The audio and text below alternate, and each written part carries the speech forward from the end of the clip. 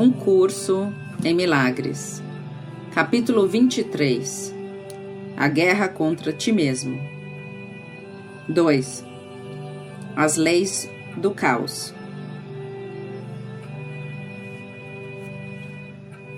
As leis do caos, entre aspas, podem ser trazidas à luz, embora nunca possam ser compreendidas. Leis caóticas dificilmente têm significado e estão, portanto, fora da esfera da razão. No entanto, elas parecem ser um obstáculo à razão e à verdade. Vamos então olhá-las calmamente, para que possamos olhar para o que está além delas, compreendendo o que são e não o que elas querem manter. É essencial que se compreenda para o que servem, porque o propósito que têm é fazer com que a verdade seja sem significado e atacá-la. Aqui estão as leis que regem o mundo que fizeste. E, no entanto, nada governam e não é preciso quebrá-las, simplesmente olhar para elas e ir além.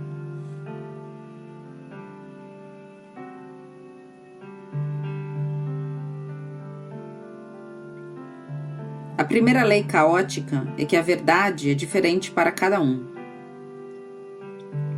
Como todos esses princípios, esse mantém que cada um é separado e tem um conjunto diferente de pensamentos que o põe à margem dos outros. Esse princípio se desenvolve a partir da crença em que existe uma hierarquia de ilusões. Algumas são mais valiosas e, portanto, verdadeiras. Cada um estabelece isso para si mesmo e faz com que seja verdadeiro através do seu ataque ao que o outro valoriza. Isso é justificado porque os valores diferem e aqueles que os mantêm parecem não ser como os outros e, portanto, são inimigos. Pensa como isso parece interferir com o primeiro princípio dos milagres, pois isso estabelece graus de verdade entre ilusões, fazendo com que pareça que algumas são mais difíceis de superar do que outras. Se fosse reconhecido que todas são a mesma e igualmente verídicas, seria então fácil de se compreender que os milagres se aplicam a todas elas. Todos os tipos de erro podem ser corrigidos porque são e verídicos. Quando trazidos à verdade, ao invés de serem levados uns aos outros, meramente desaparecem. Nenhuma parte do nada pode ser mais resistente à verdade do que outra.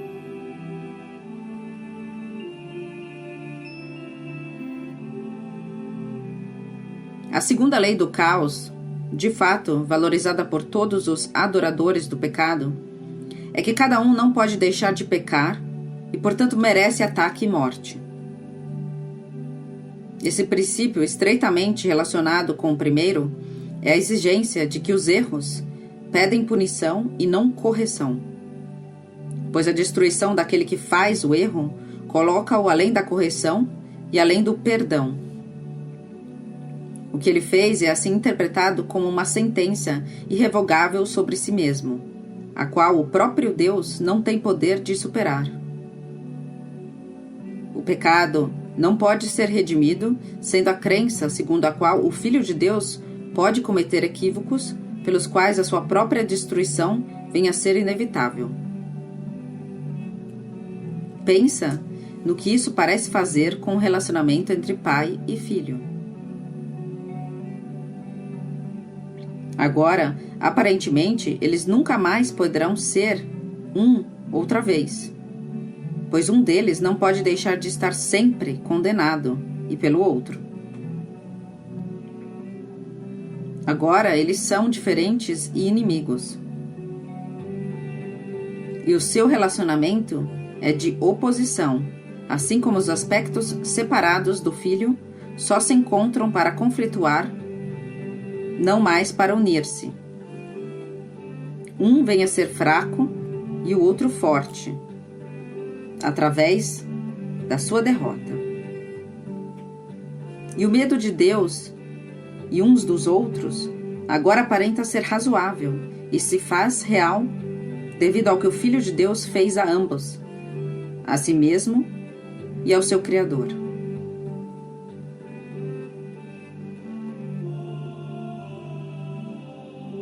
A arrogância em que se baseiam as leis do caos não podem ser mais evidente do que aqui.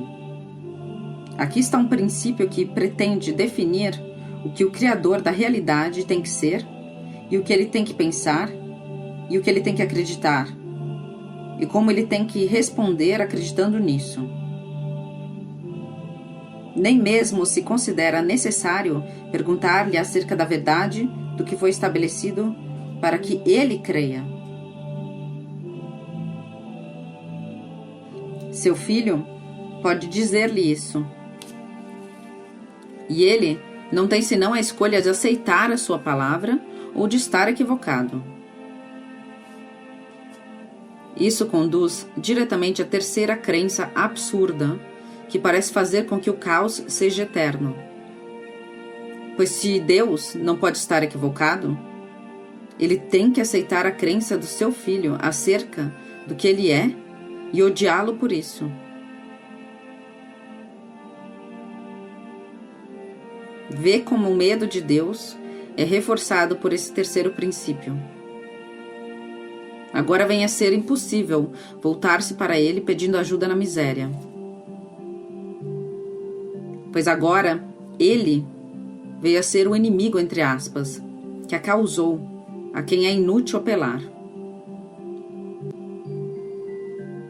E nem pode a salvação estar dentro do Filho, cujos aspectos parecem estar em guerra contra ele e justificados em seu ataque. E agora o conflito se faz inevitável, além da ajuda de Deus.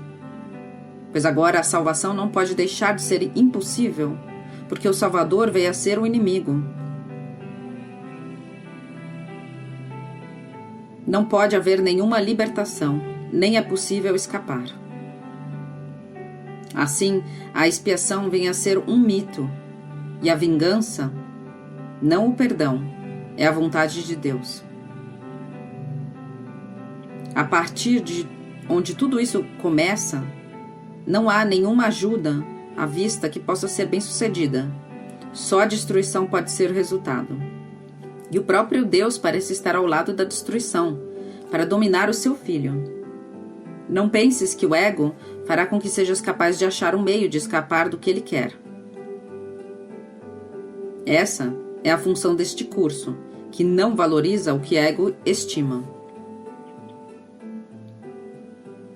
O ego só valoriza aquilo que ele toma dos outros. Isso conduz à quarta lei do caos, que, se as outras forem aceitas, não pode deixar de ser verdadeira. Essa lei aparente é a crença segundo a qual tens aquilo que tomaste dos outros. Através disso, a perda do outro vem a ser o teu ganho. E assim ela falha em reconhecer que jamais podes tomar coisa alguma de ninguém, a não ser de ti mesmo. No entanto, todas as outras leis necessariamente conduzem a isso, pois inimigos não dão voluntariamente um ao outro e nem buscariam compartilhar as coisas que valorizam. E o que os teus inimigos querem afastar de ti, tem que valer a pena possuir, já que eles os esconderam da tua vista. Todos os mecanismos da loucura são vistos emergindo aqui.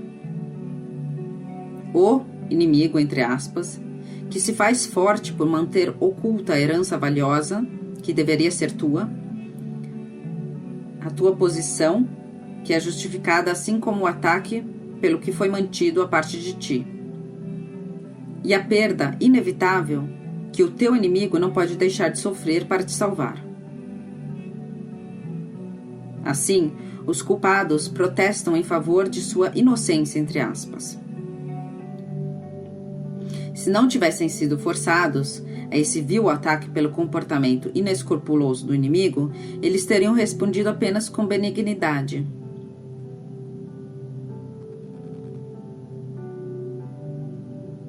Mas em um mundo selvagem, os benignos não podem sobreviver. Assim sendo, eles não podem deixar de saquear ou serão saqueados. E agora, há uma vaga questão não respondida, ainda não explicada, entre aspas.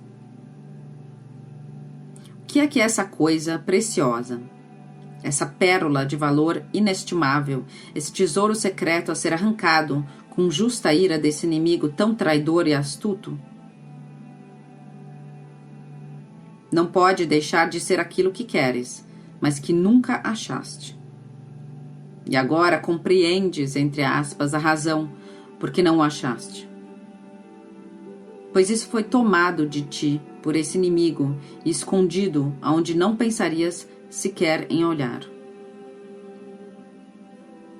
Ele o ocultou no seu próprio corpo, fazendo disso a coberta para a culpa que ele sente, o esconderijo do que te pertence. Agora o seu corpo tem que ser destruído e sacrificado para que possas ter aquilo que te pertence. A sua traição exige a sua morte para que possas viver. E tu só atacas em autodefesa. Mas o que é isso que queres que exige a sua morte? Como podes estar certo de que o seu ataque assassino é justificado, a não ser que saibas para que ele serve? E aqui, um princípio final do caos vem para resgatar, entre aspas. Ele mantém que há um substituto para o amor. Essa é a mágica que irá curar toda a tua dor, o fator que faltava em tua loucura e que faz sã, entre aspas. Essa é a razão pela qual não podes deixar de atacar. Eis aqui o que faz com que a tua vingança seja justificada. Eis aqui revelada a dádiva secreta do ego, arrancada do corpo do teu irmão, ali escondida na malícia e no ódio, para ser dada àquele a quem a dádiva de fato pertence. Ele quer privar-te do ingrediente secreto que daria significado à tua vida.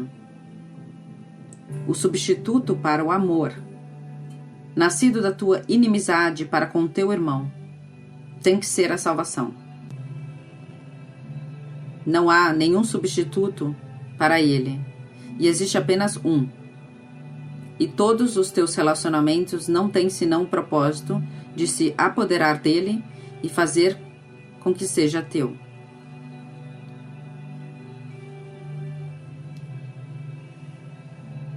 A tua posse nunca se faz completa. E nunca o teu irmão deixará de atacar-te em função do que tu lhe roubaste. Nem Deus porá fim à sua vingança contra ambos, pois na sua loucura ele não pode deixar de ter esse substituto para o amor e matar ambos.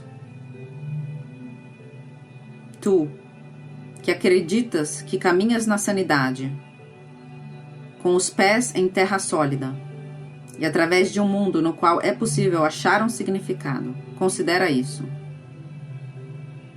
Essas são as leis nas quais a tua sanidade, entre aspas, parece se basear. Esses são os princípios que fazem com que a terra sobre os teus pés pareça sólida. E é aqui que procuras um significado. Essas são as leis que fizeste para a tua salvação. Elas mantêm no lugar o substituto para o céu que tu preferes. Esse é o seu propósito. Foram feitas para isso. Não faz sentido questionar o que significam. Isso é evidente. Os meios da loucura têm que ser insanos. Estás igualmente certo de que reconheces que a meta é a loucura? Ninguém quer a loucura, e ninguém fica apegado à própria loucura se vê que é isso o que ela é. O que protege a loucura é a crença em que ela seja verdadeira. É a função da insanidade tomar o lugar da verdade. Ela tem que ser vista como verdade, para que se acredite nela. E se ela é a verdade, então necessariamente o seu oposto, que antes era a verdade, agora não pode deixar de ser loucura. Tal reversão, completamente ao contrário, onde a loucura é sanidade, as ilusões são verdadeiras, o ataque é benignidade, o ódio é amor e o assassinato é bênção, é a meta a que servem as leis do caos. Esses são os meios pelos quais as leis de Deus aparentam estar revertidas. Aqui, as leis do pecado parecem manter o amor cativo e deixar que o pecado se vá em liberdade. Essas não parecem ser as metas do caos, pois, através da grande reversão, elas aparentam ser as leis da ordem. Como poderia não ser assim? O caos é a ausência de leis, e não tem leis. Para que se acredite nele, suas aparentes leis têm que ser percebidas como reais. Sua meta de loucura tem que ser vista como sanidade. E o medo, com lábios cinzentos e olhos que não veem, cego e terrível ao ser contemplado, é erguido ao trono do amor, seu conquistador moribundo, seu substituto, o salvador da salvação. Como as leis do medo fazem a morte parecer bela. Dá graças ao herói no trono do amor, que salvou o Filho de Deus para o medo e para a morte.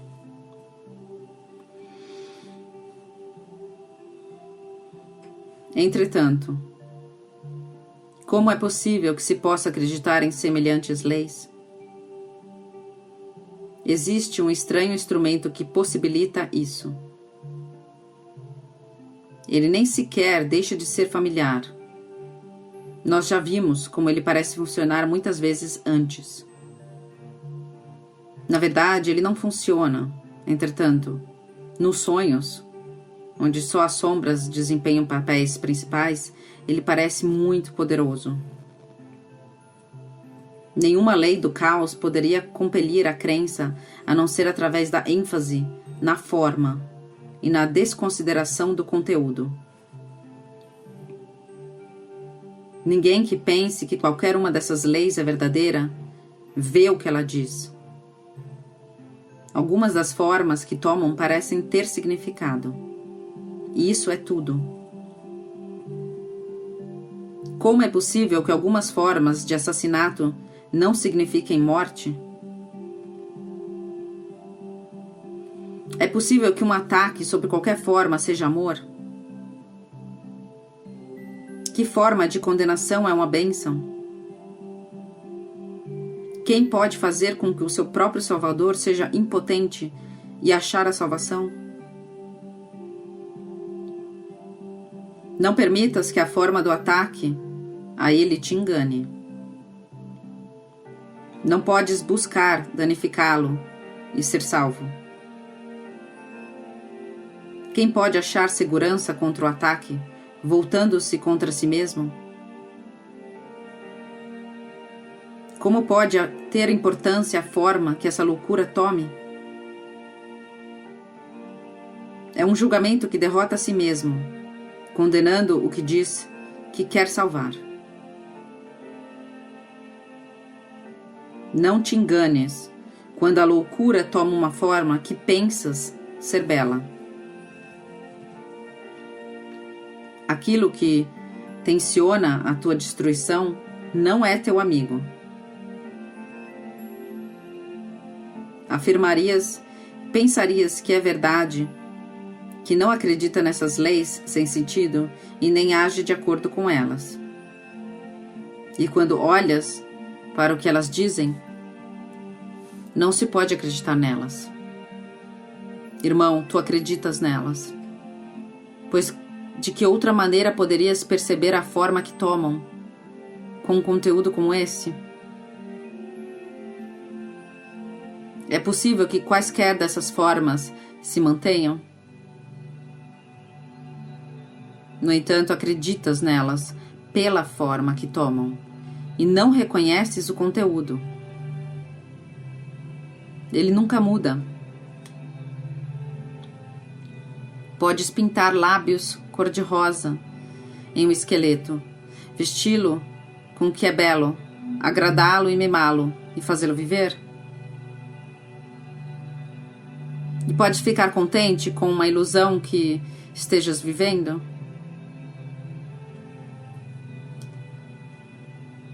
Não há vida fora do céu. Onde Deus criou a vida, lá ela tem que estar. Em qualquer estado à parte do céu, a vida é ilusão. Na melhor das hipóteses, parece vida, na pior parece morte. No entanto, os dois são julgamentos sobre o que não é vida. São iguais na sua falta de acuidade e de significado. A vida fora do céu é impossível. E o que não está no céu não está em lugar nenhum. Fora do céu existe apenas o conflito de ilusões, sem sentido, impossível e além de toda razão, mas apesar disso, percebido como uma eterna barreira para o céu. Ilusões não são senão formas. Seu conteúdo nunca é verdadeiro. As leis do caos governam todas as ilusões. As suas formas conflituam, trazendo com que pareçam bastante possível valorizar algumas acima de outras. Entretanto, cada uma delas se baseia, tem tanta certeza quanto as outras, na crença segundo a qual as leis do caos são as leis da ordem. Cada uma sustenta essas leis de forma completa, oferecendo um testemunho certo de que essas leis são verdadeiras. As formas, aparentemente mais gentis do ataque, não são menos certas no seu testemunho ou nos seus resultados. É certo que as ilusões trarão medo, devido às crenças que nelas estão implicadas, não devido à sua forma.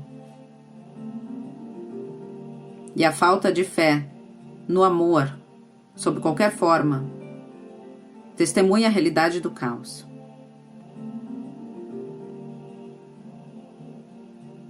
Da crença no pecado, necessariamente decorre a fé no caos. Como é uma decorrência, parece ser uma conclusão lógica, um passo válido no pensamento ordenado. Os passos para o caos decorrem de forma ordenada do seu ponto de partida. Cada um deles é uma forma diferente na progressão da reversão da verdade, conduzindo ainda mais ao aprofundamento do terror e ao distanciamento da verdade. Não penses que um passo é menor do que o outro, nem que é mais fácil o retorno de um do que do outro. Toda a descida do céu está em cada um deles.